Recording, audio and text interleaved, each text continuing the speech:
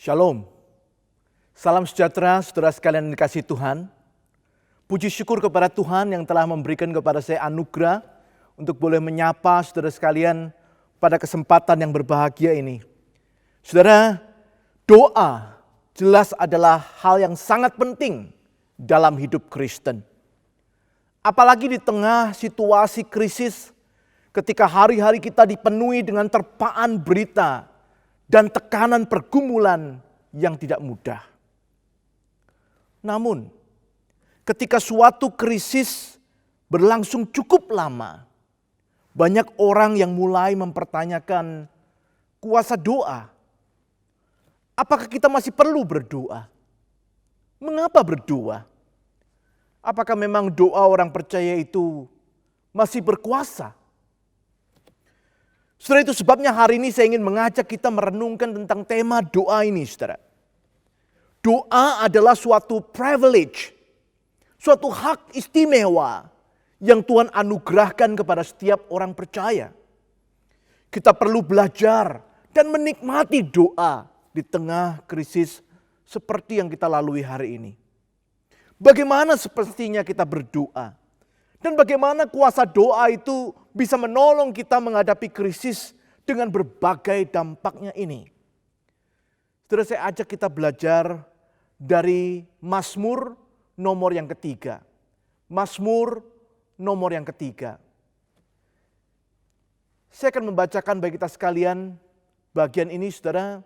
Namun sebelumnya saya undang sekali lagi kita untuk bersama-sama bersatu dalam doa, memohon pertolongan Tuhan untuk kita boleh memahami dan meresponi firman-Nya. Mari kita berdoa. Bapa dalam surga, kami bersyukur untuk kesempatan yang indah Engkau boleh mempertemukan kami beribadah bersama dan kami rindu untuk belajar dari firman-Mu. Kami berdoa kiranya Roh Kudus yang akan menolong kami ya Tuhan untuk kami boleh memahami, boleh mengerti kebesaran, keagungan firman-Mu. Tuhan, kami berdoa kiranya Roh Kudus yang akan menyertai kami, menyelami kedalaman firman-Mu. Tuhan, kami berdoa kiranya Roh Kudus juga yang akan bekerja di tengah-tengah kami, mendorong hati setiap kami, supaya kami boleh meresponi firman-Mu itu dengan taat dan setia. Bapa, berkati hamba-Mu yang lemah dan terbatas ini, supaya dia boleh menjadi alat kemuliaan Tuhan yang mendatangkan berkat bagi jemaat-Mu. Engkau tahu kami pribadi lepas pribadi, tiliklah hati kami, nyatakanlah firman-Mu supaya kami boleh bertumbuh di dalam Engkau. Demikian kami berdoa di dalam nama Tuhan Yesus Kristus, Juru Selamat kami yang hidup. Amin. Baik, mari kita perhatikan saudara Mazmur nomor yang ketiga.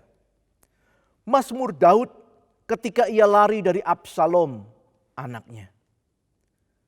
Ya Tuhan, betapa banyaknya lawanku. Banyak orang yang bangkit menyerang aku. Banyak orang yang berkata tentang aku, baginya tidak ada pertolongan daripada Allah. Tetapi Engkau Tuhan adalah perisai yang melindungi aku. Engkaulah kemuliaanku dan yang mengangkat kepalaku. Dengan nyaring aku berseru kepada Tuhan dan Ia menjawab aku dari gunung-gunungnya yang kudus.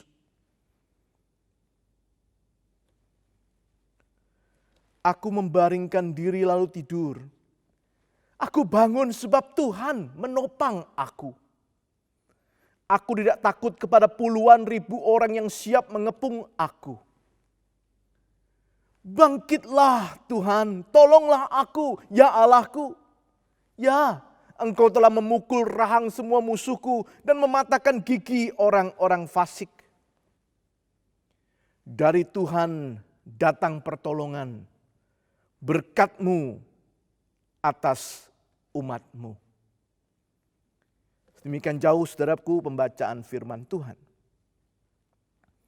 Saudara, kitab Mazmur sering dilihat sebagai kitab pujian umat Tuhan. Isinya adalah gambaran dari berbagai ekspresi atau emosi umat Tuhan dalam menjalani hari-hari hidupnya sebagai umat.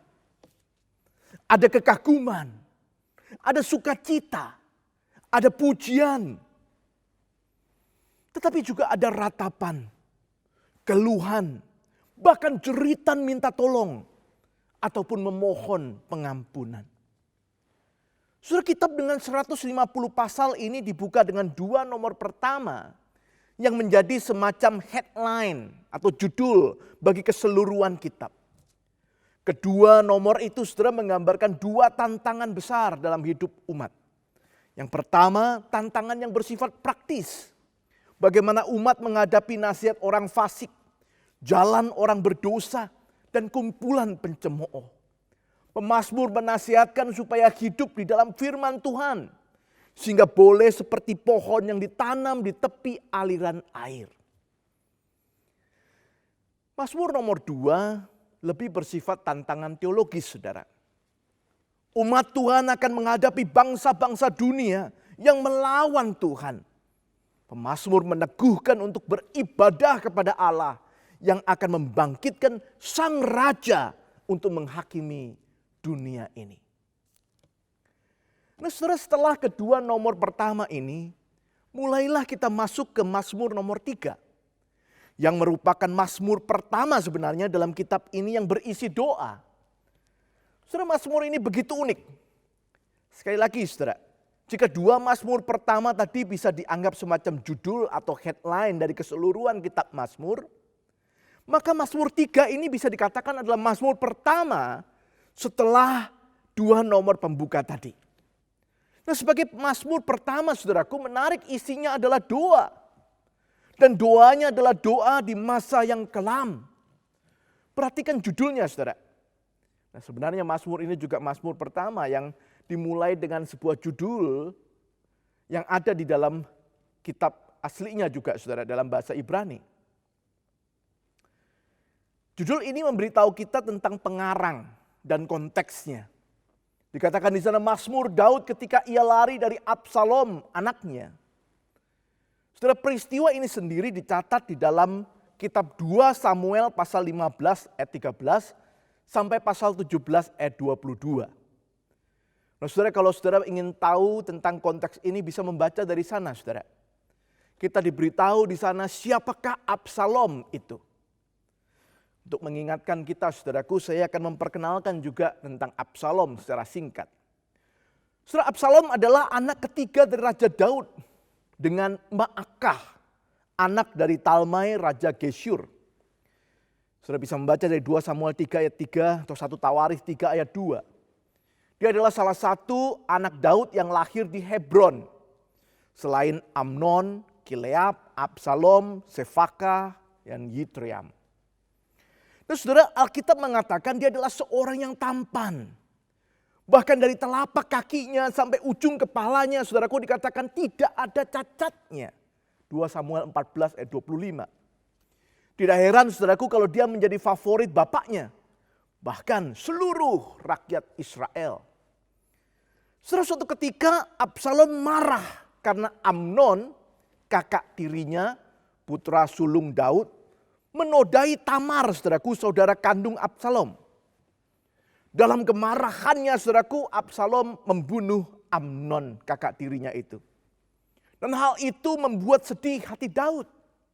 Absalom lari kepada kakeknya di Geshur sampai 3 tahun sebelum ia kembali lagi ke Yerusalem. Pada waktu itulah, saudaraku, rupanya Absalom merancangkan revolusi untuk menggulingkan sang ayah. Dalam revolusi itu, sebagian besar tokoh memihak kepadanya. Itu sebabnya, saudaraku, Daud melarikan diri sampai ke Yordan. Dikejar-kejar untuk dihabisi, bahkan selir-selirnya dinodai oleh Absalom. Nah, saudara, kalau kita memahami kisah itu sebagai latar belakang, kita bisa mengerti jeritan Daud di ayat yang kedua.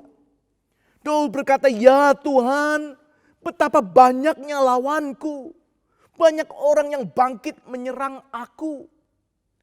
Saudaraku, dia baru saja dikhianati anaknya sendiri yang begitu dikasihinya. Ia dilecehkan, bahkan dikejar-kejar. Saudara, coba bayangkan. Saya percaya ini bukan sekedar rasa takut yang biasa saja, saudara. Lihat, saudaraku, ada 3 kali pengulangan kata banyak di dalam ayat yang 2, saudaraku, dan ayat yang ketiga. Hal ini menunjukkan intensitas rasa takut yang dialami oleh Raja Daud pada waktu itu. Saudara, pernahkah saudara merasa takut? Saudara, pendeta Tim Keller pernah mengatakan, saudaraku, bahwa takut itu ada 2 macam, saudara. Satu macam adalah takut yang alamiah, yang natural. Takut yang memang perlu ada supaya saudara dan saya itu bisa menghindari hal-hal yang memang membahayakan kita. Misalnya, saudaraku, kalau kita sedang berjalan di jalan tol, ketika semua kendaraan itu cepat, kita perlu punya rasa takut. Supaya kita mengendarai mobil kita itu dengan hati-hati, saudara. Dengan memperhatikan, saudara. Rasa takut yang perlu ada. Hari ini, saudara, pada waktu kita sedang ada di dalam pandemi COVID-19, kita juga perlu untuk punya rasa takut. Sehingga ketika kita menjalani hari kita, kita keluar dari rumah kita menjaga diri, kita mematuhi protokol kesehatan, memakai masker dan sebagainya, rasa takut yang perlu, saudara. Saudara, yang kedua adalah rasa takut yang muncul karena hal-hal yang tidak jelas sebenarnya. Misalnya hal yang belum tentu terjadi. Atau hal yang sebenarnya nggak ada. Tapi membuat kita merasa takut. Rasa khawatir yang berlebihan dan melemaskan segala bagian tubuh kita. Nah, mungkin contoh yang paling jelas, saudaraku, adalah apa yang disampaikan Daud di sini, saudara. Kalau saudara melihat di sini memang Daud lari dari kejaran. Tetapi bukan hanya itu, saudaraku, kalau saudara membaca di ayat yang ketiga, di sana ada tantangan, saudaraku, yang lebih bersifat cemoohan. Daud berkata, banyak orang yang berkata tentang aku, baginya tidak ada pertolongan daripada Allah. Ada orang yang ngomong kepada dia, apakah benar, saudaraku, tidak ada pertolongan bagi Daud? Nah, hal itu adalah hal yang tidak nyata, tidak benar. Tetapi karena dikatakan oleh orang, bahkan mungkin dikatakan dengan terus menerus, itu membuat takut. Nah, saudara, kalau saudara membaca di dalam 2 Samuel pasal 16 dicatat, ada seorang bernama Simei, yaitu anak daripada Saul, yang mengutuki Daud, menyebutnya sebagai penumpah darah. Simei berkata, Tuhan sekarang sedang membalaskan kepada Daud atas segala kejahatannya. Dan itu sebabnya, saudaraku, Daud di sini berkata, banyak orang berkata tentang aku, baginya tidak ada pertolongan daripada Allah. Wah, saudara, Daud terganggu sekali dengan hal ini. Semenjak Daud melakukan kesalahan besar dengan mengambil Batsheba, istri Uria, seorang dari perwiranya, bahkan membunuh suami wanita itu, keluarga Daud memang bertubi-tubi menghadapi berbagai macam prahara yang mengerikan. Anaknya saling menodai, bahkan kemudian saling membunuh. Lalu pemberontakan Absalom yang baru terjadi. Dia tahu dia sudah berdosa. Dia melakukan apa yang tidak berkenan bagi Tuhan. Ketika orang mencemoohnya, dia mulai berpikir, apakah benar demikian? Apa benar Tuhan tidak akan menolong aku lagi? Sudah dia takut sekali. Mungkin kita juga pernah mengalaminya, saudaraku. Kita ada dalam takut yang berasal dari kekhawatiran yang sebenarnya berlebih-lebihan. Padahal hal itu belum tentu terjadi dan belum tentu itu juga yang menjadi penyebabnya. Tapi kita sudah ketakutan dengan luar biasa. Kita dirongrong oleh rasa takut, jangan-jangan ini karena salahku. Jangan-jangan aku kena COVID karena aku yang salah. Jangan-jangan aku kena COVID karena keluargaku yang salah, dan seterusnya. Saudara, 2 macam rasa takut ini hari ini mungkin sedang kita alami. Apa yang dapat kita lakukan, saudara? Apa yang dilakukan oleh Daud? Saudara, luar biasa, Daud dicatat, saudaraku, dia berdoa. Dan apa yang terjadi ketika Daud berdoa? Saudara, Mazmur ini dibuka dengan nada ketakutan. Tetapi lihat bagian akhirnya, saudaraku, kita melihat ada nada keyakinan di sana. Daud berseru dengan mantap di ayat yang terakhir, dari Tuhan datang pertolongan, berkat-Mu atas umat-Mu. Saudara, itulah yang akan terjadi ketika kita berdoa. Dan bukankah itulah yang kita butuhkan, saudaraku, di tengah krisis seperti hari ini? Mazmur ini adalah doa Daud yang ditulisnya di saat dia mengalami ketakutan itu. Daud merasakan kuasa doa di tengah krisis. Dan Tuhan mau, saudaraku, supaya doa seperti ini juga boleh menolong kita belajar berdoa di tengah krisis. Agar saudara dan saya boleh lebih mengerti dan menghayati kuasa doa bagi orang percaya. Nah, saudara, saya ingin membandingkan atau mengkontraskan, saudara, ayat yang keempat, kelima dengan ayat yang keenam sampai ayat yang kedelapan.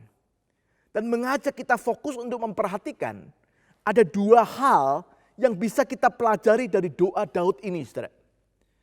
Dan saya ingin mengajak kita melihat dua hal ini, saudaraku, untuk melihat kuasa doa dalam kehidupan orang percaya itu. Dua pelajaran penting, dua kuasa doa yang sangat penting. Yang pertama, saudara, saya ingin mengajak kita melihat kuasa doa yang meneduhkan. Kuasa doa yang meneduhkan. Daud menaikkan doanya dengan percaya. Dia menyampaikan percayanya itu kepada Allah dengan 3 pengakuan. Saudara, mari kita melihat ayat yang keempat. Daud mengatakan, Tuhan adalah perisai yang melindungi aku. Dalam bahasa Indonesia, saudaraku, mungkin gambarannya kurang begitu jelas. Tapi kalau saudara membaca misalnya dalam bahasa Inggris, saudaraku, diterjemahkan, NIV menerjemahkan a shield around me. Perisai yang melindungi aku itu digambarkan sebagai a shield around me. Jadi bukan cuma semacam tameng, saudara, yang satu di depan. Tetapi semacam perisai yang kemudian melindungi sekelilingnya, saudara. Saudara memakai Alkitab berbahasa Mandarin, di sana juga dikatakan siwei de tun pan. Sekelilingnya, mengelilinginya. Saudara, Tuhan melindungi bukan supaya kesulitan itu pergi atau menghindarinya. Tetapi Tuhan itu melindungi umatnya, saudaraku, untuk maju. Itulah yang dinaikkan Daud dalam doanya. Saudara, umat Tuhan bukan sekedar menghendaki supaya kesulitan itu cepat pergi, cepat boleh terhindar. Tetapi lebih dari itu, saudaraku, umat Tuhan berdoa supaya Tuhan melindungi untuk boleh berjalan maju. Karena terkadang kesulitan itu adalah sesuatu yang perlu, saudaraku. Kesulitan itu kadang-kadang adalah sesuatu yang akan menolong kita untuk menjadi tangguh. Jadi saudaraku, selain kita juga berdoa supaya pandemi ini boleh cepat berlalu, kita juga berdoa supaya ketika Tuhan mengizinkan pandemi ini tetap ada, kita boleh diberikan kekuatan untuk menjadi tangguh. Karena Tuhan adalah perisai yang akan melindungi kita dan kita belajar, saudaraku, untuk melalui kesulitan ini dengan diteguhkan oleh Tuhan. Pengakuan yang kedua, Daud berkata, Tuhan adalah kemuliaanku. Saudara, sesuatu yang dikatakan kemuliaan itu adalah sesuatu yang dibanggakan. Sesuatu yang diandalkan. Daud ingin mengatakan, Engkau Tuhan adalah yang kubanggakan, yang kuandalkan. Saudara, bagi seorang raja, mungkin saudaraku yang pernah menjadi kebanggaannya atau andalannya adalah kekayaannya, kuasanya, tentaranya. Itulah, saudaraku, adalah kemuliaannya atau kabotnya dalam bahasa Ibrani. Tetapi saudaraku, sekarang di dalam doanya, dia mengatakan kabotnya, kemuliaannya adalah Tuhan saja. Kenapa, saudara? Karena di tengah-tengah krisis dia menyadari segala yang dulu pernah menjadi andalannya, dulu pernah yang dia banggakan, dulu yang pernah menjadi kemuliaannya, sekarang tidak ada lagi. Itu sebabnya dia hanya mau fokus kepada Tuhan, Tuhanlah kemuliaannya. Yang ketiga, saudara, Daud kemudian mengatakan di ayat yang keempat itu, dan yang mengangkat kepalaku. Pengakuan ketiga ini menjawab dua pengakuan sebelumnya, yaitu bahwa Tuhan yang akan menjadi sumber kuatnya, yang akan memampukannya untuk maju menghadapi kesulitan dan menghadapi permasalahannya. Kepalanya akan terangkat. Bersama dengan Tuhan, dia diteguhkan untuk maju, saudaraku. Menghadapi persoalan, menghadapi pergumulan. Saya teringat dengan perkataan Paulus dalam surat Filipi pasal yang keempat ayat yang ke-13. Segala perkara dapat kutanggung di dalam Dia yang menguatkan aku, yang memberiku kekuatan. Saudara, umat Tuhan bukan, sekali lagi saudara, bukan tidak boleh berdoa supaya kesulitan itu cepat pergi. Tetapi jangan hanya berdoa itu. Kita juga perlu belajar berdoa supaya kita boleh terus mengandalkan kekuatan Tuhan yang boleh meneguhkan kita untuk maju di tengah kesulitan ini. Saudara, dengan percaya yang seperti itu, di dalam doanya waktu dia mengatakan, Tuhan, Engkau adalah perisai yang melindungi aku. Engkau adalah kemuliaanku dan yang mengangkat kepalaku. Dengan doa seperti itulah, saudaraku, apa yang terjadi. Daud kemudian digambarkan di ayat yang ke-6, saudaraku, di dalam doanya itu. Dia dikuatkan, dia diteguhkan. Dikatakan, saudaraku, ia menjadi tenang. Ayat 6 mengatakan ia bisa tidur. Dan ketika bangun, saudaraku, ia merasakan Tuhanlah yang telah menopangnya. Saudara, banyak penafsir percaya Mazmur ini adalah nyanyian pagi dalam menghadapi musuh. Mazmur ini cocok dinyanyikan ketika kita sedang menghadapi musuh, saudaraku, dan dinaikkan pada waktu pagi. Doa di waktu pagi. Yang dikontraskan misalnya di dalam pasal yang keempat, saudaraku, yang diberi judul doa pada waktu malam. Atau bisa dibandingkan juga dengan pasal yang kelima, nomor 5 Mazmur, tentang doa di waktu pagi juga. Saudara, gambaran yang ingin disampaikan adalah pemazmur baru melalui malam yang mencekam. Tetapi dengan Tuhan, dia bisa tidur dengan tenang. Berapa lama sudah kita sulit tidur di tengah krisis seperti ini? Kita perlu belajar berdoa. Berdoa untuk menyatakan tentang kepercayaan kita. Bahwa fokus kita, harap kita hanya kepada Tuhan. Dan supaya dengan doa yang demikian kita boleh diteguhkan. Sehingga kita boleh dengan tenang beristirahat di waktu malam. Sekalipun masih ada di tengah krisis. Bukan hanya itu, saudaraku. Pemazmur juga menjadi teguh, bahkan berani menghadapi segala kesulitan yang berat sekalipun. Bayangkan, saudaraku, dia mengatakan ada puluhan ribu orang pun tidak membuatnya takut sekarang. Tuhan mengangkat kepala Daud sehingga dia berani maju ke depan menghadapi berbagai lawannya. Saudara, punyakah kita percaya seperti Daud? Doa akan menolong kita untuk mendapatkan kekuatan dari Tuhan yang boleh meneguhkan kita menghadapi kesulitan-kesulitan kehidupan. Itulah kuasa doa, saudara. Doa meneguhkan orang percaya. Yang kedua, saudara, kuasa doa bukan hanya meneguhkan. Kuasa doa juga akan membangkitkan. Bukan hanya kuat, tapi juga bergelora, bersemangat. Dengan dinamis, maju bersama Tuhan. Saudara, Daud bukan hanya menaikkan doanya dengan percaya, tapi juga menaikkan doanya dengan penuh penyerahan, saudaraku. Di ayat yang kelima misalnya dia mengatakan dengan suara nyaring berseru kepada Tuhan.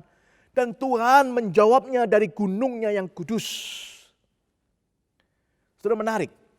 Doa yang disampaikan pemazmur adalah doa yang dinaikkan dengan berserah penuh. Dia bukan hanya percaya, tapi dia berserah. Saudara, percaya ya memang harus berserah, saudara. Bayangkan kalau kita mengatakan aku percaya, tetapi sambil memegang erat-erat masalah kita, khawatir kita, kesulitan kita, itu bukan percaya yang benar, saudara. Percaya yang benar itu berserah. Menyerahkan khawatir kita, kesulitan kita, pergumulan kita. Saudara, dia berseru, pemazmur Daud berseru dengan nyaring. Artinya dia meluapkan segala dayanya untuk berseru. Tuhan adalah satu-satunya harapannya. Ia hanya mau datang dan memohon kepadanya dan bukan yang lain. Puji Tuhan. Karena dikatakan Tuhan menjawab aku dari gunungnya yang kudus. Saudaraku, gambaran tentang di atas gunung yang kudus. Biasanya saudaraku menggambarkan sebuah perjumpaan dengan Tuhan. Seorang penafsir menghubungkan bagian ini saudaraku dengan Kejadian pasal yang ke-15. Saudaraku, di Kejadian pasal yang ke-15 digambarkan Tuhan itu berjanji kepada Abraham bahwa dia akan melindungi Abraham dan memberkatinya. Pada waktu itu saudaraku, Abraham bertanya kepada Tuhan, dari mana dia bisa tahu bahwa semua yang dijanjikan Tuhan itu memang akan terjadi. Lalu digambarkan di Kejadian 15 itu saudara, Tuhan memanggil Abraham untuk membawa korban. Nah, yang menarik adalah ketika korban itu dibawa oleh Abraham ke atas gunung Tuhan. Perhatikan saudara, bukitnya yang kudus, gunung Tuhan. Justru di sanalah saudara, Tuhanlah yang membakar korban itu, bukan Abraham. Artinya saudara, Tuhanlah yang berjanji. Dia mengatakan kepada Abraham, saudaraku, jangan takut. Percayalah, akulah Tuhan yang berjanji. Sehingga Tuhanlah yang membakar korban itu. Itu sebabnya saudaraku, gunung itu disebut bukit yang kudus. Saudara, Tuhan memberikan lebih dari apa yang sanggup dipikirkan. Abraham khawatir dan takut, dia bertanya bagaimana dia bisa yakin. Dan Tuhan berjanji, meneguhkan janjinya, menjawab doa Abraham. Dan itulah yang dialami Daud rupanya. Saudara, kadang kita khawatir, kita bingung dari mana kita bisa yakin Tuhan akan menolong. Khususnya ketika masalah demi masalah itu tidak kunjung selesai. Apa yang kita doakan itu seakan-akan tidak kunjung memberikan hasilnya. Saudara, biarlah firman Tuhan ini kembali boleh membangkitkan saudara dan saya. Saudara, Tuhan mendengar doa-doa kita. Tuhan berjanji dia akan menepatinya. Abraham dan Daud percaya walaupun mereka belum melihat dengan jelas penggenapan janji itu. Tetapi saudara dan saya melihat kesaksian melalui Alkitab bagaimana Kristus merupakan jaminan penggenapan penyertaan Allah bagi kita. Pertolongan Allah bagi saudara dan saya di tengah segala krisis. Itu yang dikatakan oleh Paulus di dalam surat Roma pasal 8 ayat 32.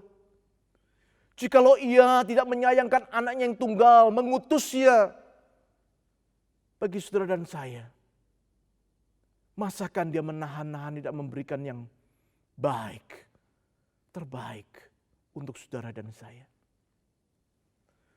Tuhan Yesus mengatakan di dalam Matius pasal yang ke-7, mintalah maka akan diberikan kepadamu. Carilah maka kamu akan mendapat. Ketoklah maka pintu akan dibukakan bagimu. Karena setiap orang yang meminta menerima. Setiap orang yang mencari mendapat. Setiap orang yang mengetuk baginya pintu dibukakan. Janji ini bukan sekedar janji. Janji ini saudaraku dijamin dengan pengorbanan Kristus di atas kayu salib. Kalau yang begitu besar sudah dilakukannya untuk menyatakan kasihnya kepada saudara dan saya. tentu dia tidak akan menahan-nahan. Tidak memberikan jalan keluar. Tidak memberikan pertolongan di tengah krisis seperti hari ini. Sudah tidak sampai di sana. Kita bertanya apa dampak dari penyerahan diri seseorang di dalam doanya. Menarik sekali saudara, Mazmur ini di ayat yang ke-8 menunjukkan semangat Daud. Semangatnya yang ingin bangkit bersama Allah menghadapi setiap musuhnya. Bukan dengan kuat gagahnya, tetapi bersama dengan Tuhan. Saudara, Tuhan membangkitkan semangat orang yang berserah kepadanya. Bukan cuma sekedar mengokohkan, oke, aku sekarang kuat, tahan terhadap segala percobaan, segala pergumulan. Tetapi juga semangat, saudaraku. Menghadapi segala persoalan itu dengan semangat. Sekali lagi saudara, pertanyaannya, punyakah kita semangat seperti itu? Saudara, hari ini saudara dan saya seakan-akan tiap hari dibombardir dengan berbagai macam berita yang menyedihkan. Berita yang membuat kita khawatir, berita yang membuat kita takut. Tentu mendengar berita atau melihat berita penting bagi kita. Untuk kita boleh melihat keadaan sekitar kita, mengerti apa yang sedang terjadi. Tetapi yang lebih penting lagi saudaraku adalah jangan sampai kita lupa berdoa. Karena doa itulah saudaraku yang akan tetap meneguhkan kita dan memberikan kita semangat, membangkitkan semangat kita. Sekalipun kita mendengar berbagai macam berita yang mengkhawatirkan, yang menyedihkan itu. Dengan doa itulah saudara dan saya boleh menolong orang lain. Bahkan mereka yang belum mengenal Tuhan. Untuk boleh diteguhkan dan dibangkitkan semangatnya. Saudara, bangsa ini membutuhkan anak-anak Tuhan yang sungguh boleh diteguhkan dan dibangkitkan oleh doa. Sehingga dia juga boleh memperkenalkan imannya kepada Kristus itu kepada mereka yang lain. Supaya lebih banyak orang boleh diteguhkan dan dibangkitkan di tengah-tengah kesulitan ini. Di akhir khotbah ini izinkan saya mengutip lagi. Kali ini saudaraku dari para reformator. Yang pertama dari Yohanes Calvin saudaraku. Calvin menganggap doa sebagai latihan utama hidup Kristen. Doa akan membuktikan kesejatian iman seorang Kristen. Saudara, kesejatian iman seorang Kristen bukan dibuktikan dari kehidupannya yang lancar, yang tidak punya masalah, yang selalu sukses, selalu berhasil, selalu kaya, selalu sehat. No. Kesejatian iman seorang Kristen akan dibuktikan sekalipun ia harus melalui saat-saat sulit, melalui sakit penyakit, melalui pergumulan. Dia berdoa dan di sanalah dia diteguhkan dan dibangkitkan oleh Tuhan. Martin Luther, seorang reformator yang lain. Dia adalah teolog yang sibuk dengan berbagai macam pelayanannya.